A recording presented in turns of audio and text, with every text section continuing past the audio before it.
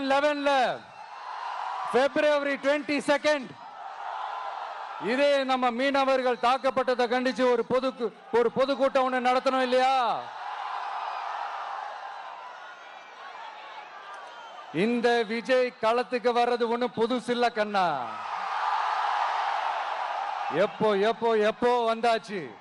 என்ன ஒண்ணு, முன்னாடிலாம் விஜய் மக்கள் இயக்கம் என்ற அந்த இயக்கமா நிற்போம். இப்ப தமிழக வெற்றி கழகம் என்ற அந்த ஒரு அரசியல் இயக்கமா நிக்கிறோம். அவ்வளவுதான் வித்தியாசம். அன்னைக்கும் சரி, இன்னைக்கும் சரி, இனிமேலும் சரி, மக்களுக்காக மக்களோட நிக்கிறது தான். இது புரிய வேண்டியவங்களுக்கு புரிஞ்சா சரி.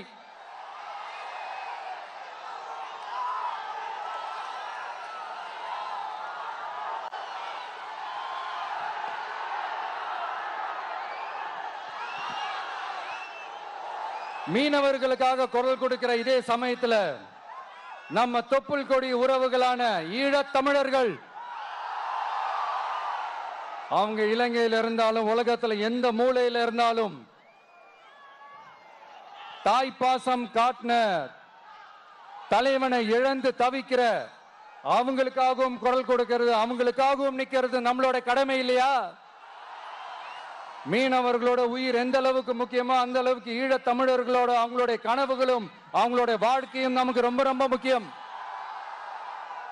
நம்ம மீனவர்கள் படுற இந்த கஷ்டத்தை எல்லாம் பார்த்து ஒரு பெருசா ஒரு கடிதம் ஒண்ணு எழுதிட்டு அதுக்கப்புறம் கப்சிப்னு சைலண்டா போறதுக்கு நாம ஒண்ணு இந்த கபட நாடக திமுக அரசும் கிடையாது. மத்த மீனவர்கள்னா இந்திய மீனவர்கள், நம்ம மீனவர்கள்னா தமிழக மீனவர்கள். இப்படி பிரிச்சு பார்த்து பேசுறதுக்கு நாம ஒண்ணு பாசிச பாஜக அரசும் கிடையாது. நிரந்தரமான தீர்வு, நிரந்தரமான ஒரு இந்த ப்ராப்ளத்தை சால்வ் பண்றதுதான் நம்மளுடைய ஒரு முக்கியமான ஒரு அஜெண்டாவே. சரி, இப்ப நம்ம நாகப்பட்டினம் ஏரியாவுக்கு வருவோம்.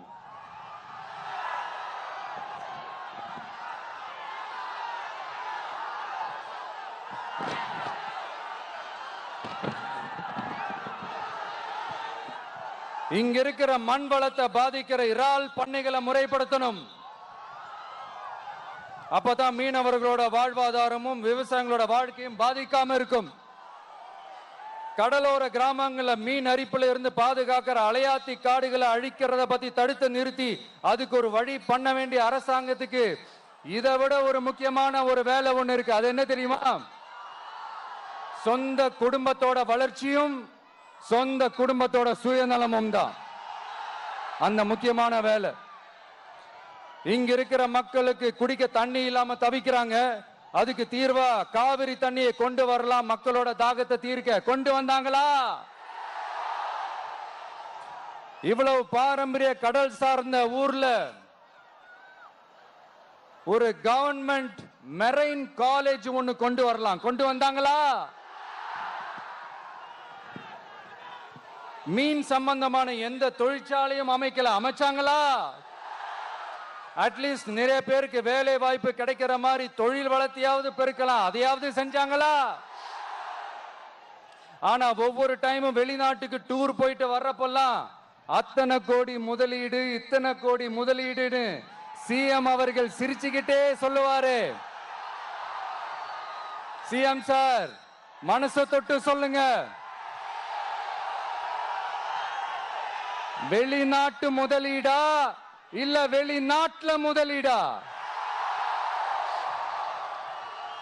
ஒட்டுமொத்த தமிழ்நாட்டுக்கும் முதலீடா இல்ல உங்க குடும்பத்தோட முதலீடு வெளிநாட்டுக்கு போகுதா? வேளாங்கண்ணி, நாகூர், கோடி